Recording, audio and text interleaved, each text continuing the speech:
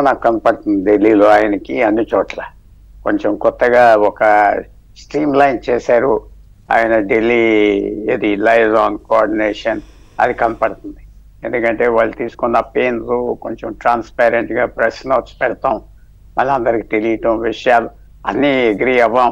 కానీ ఏం జరుగుతుందని చెప్తుంది డెఫినెట్లీ ఆయనకి ఒక న్యూ రూట్ న్యూ టీమ్ మాత్రం ఉన్నది. అంటే కొంతమంది కాదనొచ్చు, బట్ అలా కనపడుతుంది. ఎఫెక్టివ్ గా వాళ్ళు కూడా లైవ్ ఆన్ చేస్తున్నారు, అడ్వాన్స్ గా చేస్తున్నారని నేను భావిస్తున్నా. ఊరికనే ఫోటో ఆపర్చునిటీస్ లాగా వెళ్ళి మంత్రికి ఇవ్వకుండా కాగితాలు ఇచ్చి బయటికి రాకుండా వాళ్ళు పనిచేస్తున్నారు. వీళ్ళ అది ఎన్ని మనకు తెలిసిన పేర్లు కొన్ని ఉన్నాయి, తెలియని పేర్లు కొన్ని ఉన్నాయి. సో అది ఒక మంచి స్టెప్. ఎందుకంటే కొత్త అని మాత్రం అది పెంచుకుంటున్నారు ఈ టర్మ్ లో. ఢిల్లీ వ్యవహారం చూసి అన్ని వ్యవహారాలు చూస్తే కొంచెం న్యూ బ్లడ్ తీసుకొస్తున్నారు, అది క్లియర్ గా కనపడుతుంది. రెండోది అన్ని చాలా ఆయనకి 40 సంవత్సరాల అనుభవం ఉన్నది. నేను ఎప్పుడు లేదని లేదు, 80-78 నుంచి ఎక్స్పీరియన్స్ ఉన్నది. 45 years ఎక్స్పీరియన్స్, తక్కువ ఎక్స్పీరియన్స్ కాదు. ఎమ్మెల్యేగా అన్ని చూశారు, ఇవన్నీ తెలుసు ఆయన.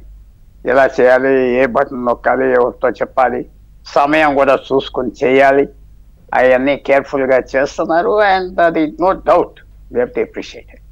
ఇంకో మంచి మాట మీరు అన్నారు, ఎప్పుడైనా ట్యాక్సెస్ అనేది ఇంక్రీజ్ చేయటం అది ఒక గుడ్ థింగ్ కాదు. ఎందుకంటే మన దేశంలో ఉన్నది ఈవేళ ఆర్థిక వ్యవస్థలో కన్జంప్షన్ క్రైసిస్. కన్జంప్షన్ అంటే ప్రజల చేతిలో ఏదో డబ్బులు ఇస్తున్నాం అది ఇస్తున్నాం, కానీ ప్రజల చేతిలో డబ్బులు ఉండాలి.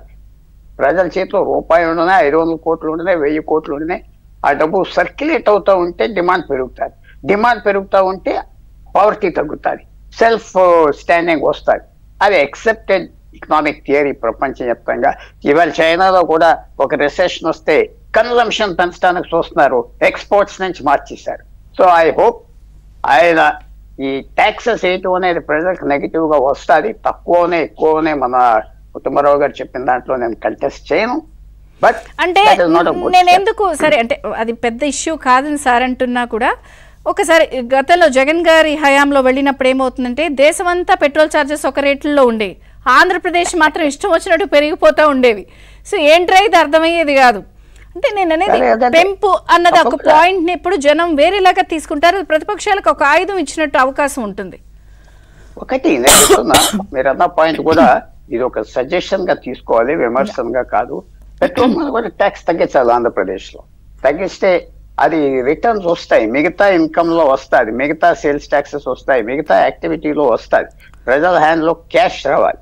ఆంధ్రప్రదేశ్ లో అదొక స్పెసిఫిక్ గా అదొక వేరే, భారతదేశంలో అందరూ మీరు చెప్పిన పని చేస్తున్నారు, పెంచేస్తున్నారు, ఏం చేయట్లేదు అంటున్నారు, పెంచుతున్నారు.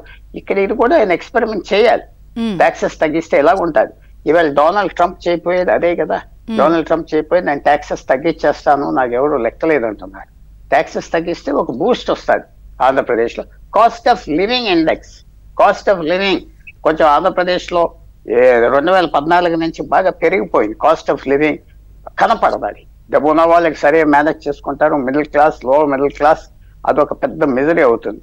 ఈ ట్యాక్సెస్ ఇలాంటి క్యాష్ సర్క్యులేషన్ లో తీసుకొస్తే ఎకనామిక్ యాక్టివిటీ ఆటోమేటిక్ గా పెరుగుతుంది. రూరల్ డిస్ట్రెస్, రూరల్ ఏరియాస్ అన్నిటికీ కనపడకుండా మెల్లిగా ఒక రైజింగ్ ఫ్లడ్ లాగా వస్తుందని నా అభిప్రాయం. అది కూడా అది చేస్తే బాగుంటుంది. తప్పకుండా మీరు చెప్పింది చాలా ఎక్స్పీరియన్స్డ్ మ్యాన్, అండ్ దానికి మాత్రం మనం కాదంటానికి వీల్లేదు. ఇవాళ కంట్రీలో 78 నుంచి చాలా తక్కువ మంది ఉన్నారు, 20-30 మంది ఉన్నారు మన దేశంలో పాలిటిక్స్ లో. నితీష్ కుమార్, లాలు ఇలాంటి వాళ్ళు. నరేంద్ర మోడీ గారు కూడా ఎలక్టెడ్ పాలిటిక్స్, ఆయన 2000లోనే వచ్చాడు అనుకుంటున్నా. అందువల్ల ఇదంతా ఎక్స్పీరియన్స్ ఉన్నది. ఆ ఎక్స్పీరియన్స్ తో పాటు కొత్త టీమ్ ప్లేస్ లో ఉన్నట్టుగా ఉన్నది. అన్నిటికంటే ముఖ్యం ఏంటంటే వైడ్ పొలిటికల్ కన్సెన్సస్ తీసుకొచ్చి ఆయన ఢిల్లీ వెళ్తే ఇంకా ఆయనకి స్ట్రెంగ్త్ వస్తారు. తర్వాత ఇప్పుడు బీజేపీ ప్రభుత్వం కూడా కొంచెం చక్కగా వాళ్ళు అదురులో ఉన్నారు కదా. అంటే నమ్మదగిన పార్ట్నర్ ఇప్పుడు చంద్రబాబు గారే కదా ఎన్డీఏలో. నేను మర్యాదగా చెప్పాలి, ఆ ఈక్వేషన్స్ కూడా కొద్దిగా మారనాయి కదా ఈక్వేషన్స్. సేమ్ ఫైనాన్స్ మినిస్టర్ చక్కగా వింటున్నారు కదా. 2000 అవన్నీ మనకి జ్ఞాపకాలు తెచ్చుకుంటే పాత హిస్టరీ బాగోదు. బట్ చేంజ్ సర్కమ్స్టాన్సెస్, మారిన పరిస్థితులు ఉన్నాయి కదా. టైం హీల్స్ లాగా ఎవ్రీథింగ్ హీల్స్ అవుతాయి. ఆయనలో ఉన్నది ఇవన్నీ మర్చిపోతాడు, ముందరకు వెళ్ళిపోతాడు. అది ఐ అప్రిషియేట్ దట్ క్వాలిటీ. పాత గ్రడ్జెస్ పెట్టుకోడు, ముందరకు వెళ్ళిపోతూ ఉంటాడు చంద్రబాబు నాయుడు గారు. అది ఒక పాలిటిక్స్ లో ఒక మంచి యాసెట్. సో చేంజ్ సర్కమ్స్టాన్సెస్ ఉన్నాయి. ఎన్ని రోజుల వరకు ఉంటుంది, మహారాష్ట్ర ఎలక్షన్స్ తర్వాత ఉంటుందా, ఇది ఉంటుందా అని కదా, కొంచెం చేంజ్ సర్కమ్స్టాన్సెస్ ఉన్నాయి. బీజేపీ సెంట్రల్ అదే గవర్నమెంట్ కూడా మనం మారాలి, మనం వినాలి. చిన్న